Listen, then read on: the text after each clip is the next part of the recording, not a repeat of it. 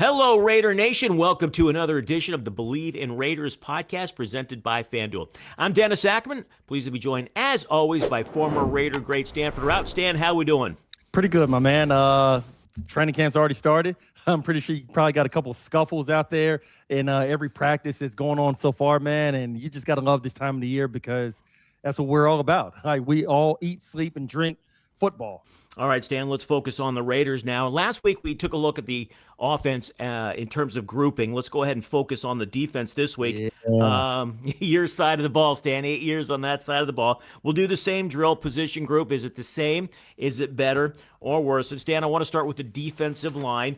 You look, they added Brandon Cleveland, a seventh-round pick out of North Carolina State. Benito Jones, they signed him a one-year, just under $2 million deal.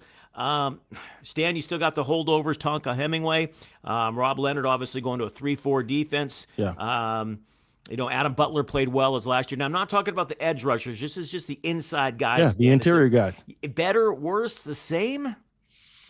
I think interior, that remains to be seen. I don't think that they really made any big type of splashes. Obviously, Brandon Cleveland, like you just said, Benito Jones. I think that it remains to be seen because of it now going to the 3-4. Remember what I told you. Yep. Max Crosby playing the defensive end position is going to be a lot like a 4-3 defensive tackle because he's not going to have edge responsibility as far as being able to set the edge, things like that in the run game. Your outside backers or your edge rushers are going to be the ones that are taking on that objective. So I think it remains to be seen. I think it's a wash when you look at the interior defensive line. I don't think that it's going to be a massive step back. I don't think it's going to be a massive step forward, at least to the untrained eye right now, as I would call it. I think it's a wash right now. I know obviously nobody listening wants to hear that. They want me to take a stance, but I really just think that it's going to be a wash, at least as thus far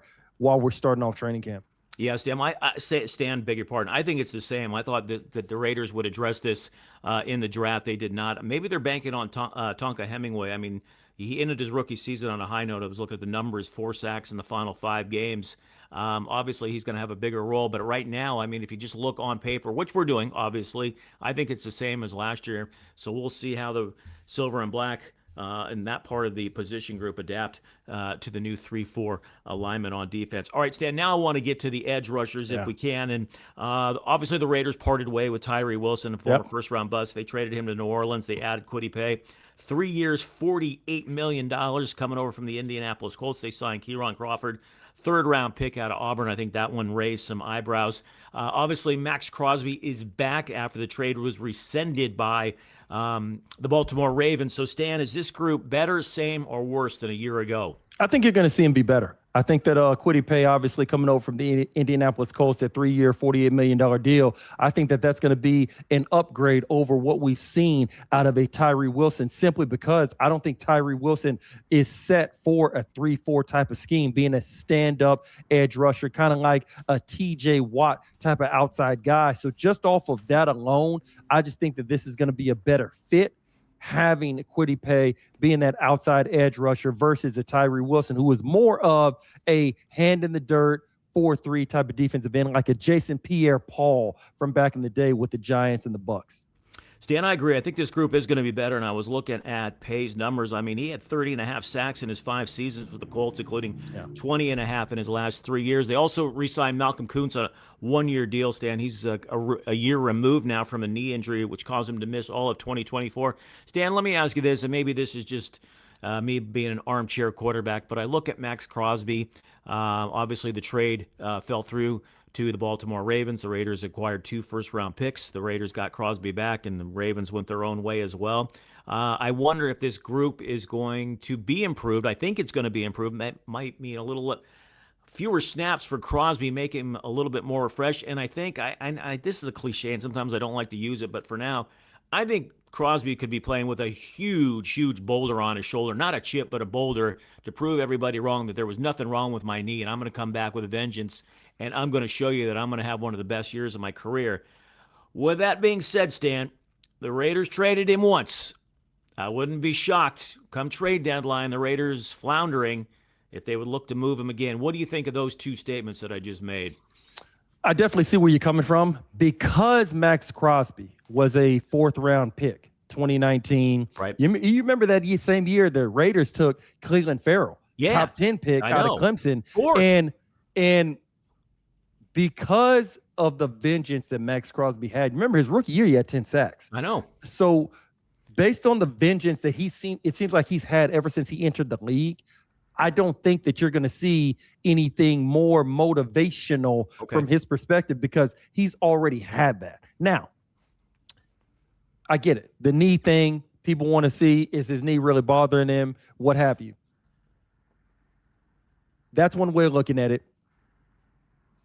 Being a 4th-round draft pick, having to work his way up to now being the superstar that he is, that to me is already motivational enough. As far as the trade stuff, I don't think that's going to be as big of an issue for him because he's the type of player, we're trading you because we don't think we're that good. Right. We want to gain assets to get better. Right. We're not trading you because we think you're over the hill or anything like that. So, and he knows that. He just went to the Pro Bowl again last year. Right. So losing a step, being long in the tooth, best days behind him, what have you. He's not playing in that type of game as far as the overall outside type of perception when it comes to Max Crosby. So I think that being traded for him is something that he looks at it like, you know what, if I'm going to a winning team, a winning organization, that's something I would actually kind of welcome. Not because I don't like the Raiders,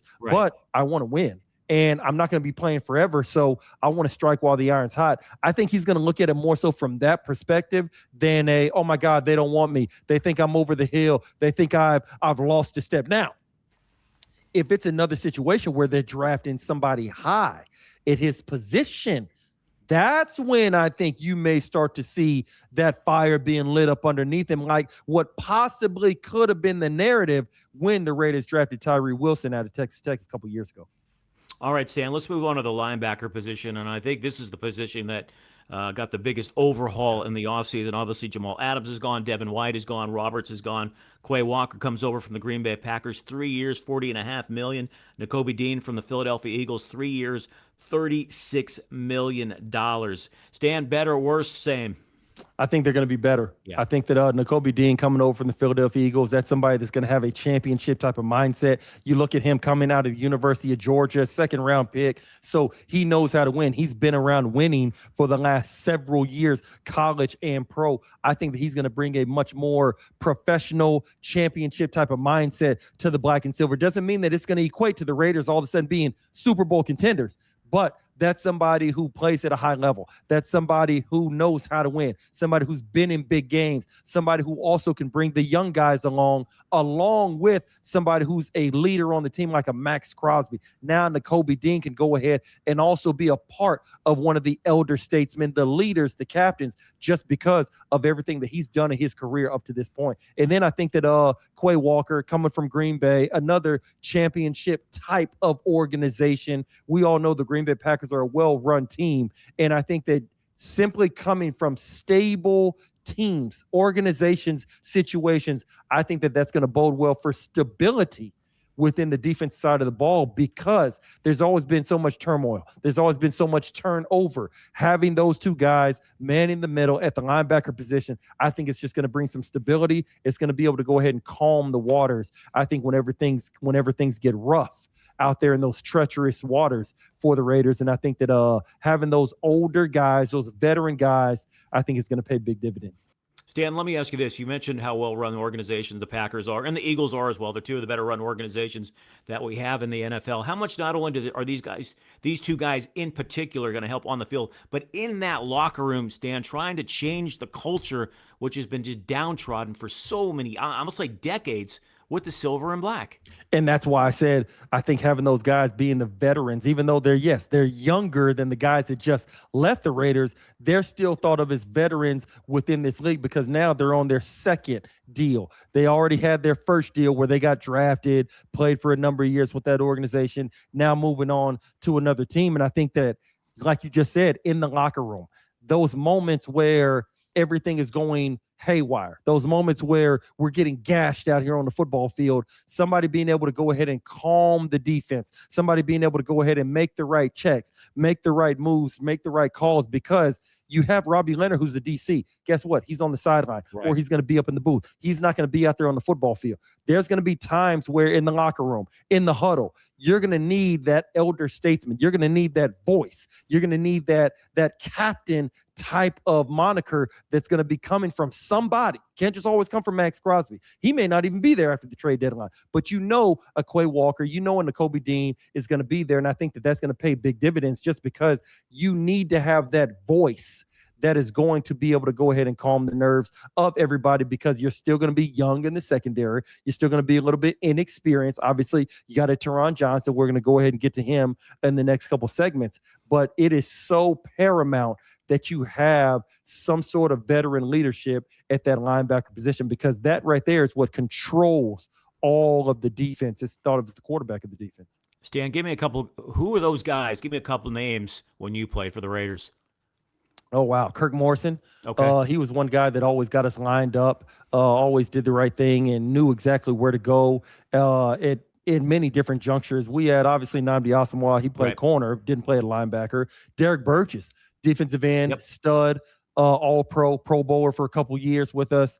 Richard Seymour. Those types of guys would always go ahead and kind of calm the waters whenever things were going haywire. As far as the linebacker position, another guy, Thomas Howard, God rest his soul, came out a year after me, was somebody that had that veteran type of presence. Kalimba Edwards, back in 2008, he was more of an outside edge rusher, outside linebacker type. And probably a couple others that may come to mind that I'm just kind of slipping my mind right now. But you got to have that. I don't care what team you're on. You have to have people at that linebacker spot that actually know what they're doing, that are good in pass coverage, but also can be, hey, shut the bleep up over there. Stop talking. Coach is trying to give us the new checks. You need that type of voice who's going to go ahead and be that leader. All right, Stan, let's move to the secondary now. Let's begin with the safety position. Lonnie Johnson Jr. is gone, signing with the Miami Dolphins. They added and traded Stukes, second-round pick from Arizona. And I thought this was interesting. They went back to Arizona and took Dalton Johnson in the 5th round. So, Stan, those names plus Isaiah Pola-Mao is going to be back as well. Is this group same, better, worse? Optimistically, I would say better. I think that it's going to take some time, because obviously there are going to be some young rookies. They're going to be somebody that has to go ahead and grow into their positions. And you could tell that just when I was watching the draft, I was like, okay, the Raiders are keeping it West Coast. Yeah. Just because they're sticking with what you would call a Big 12 school, but we'll always think of Arizona in more of a Pac-12 West Coast type of persuasion. And I think that the Raiders are going to eventually be better. I think it's going to take time because, like I said, these are young guys. Traydon Dukes, somebody that can go can go ahead and play in the slot, can also go ahead and move around at safety and things like that. It's just going to take some time.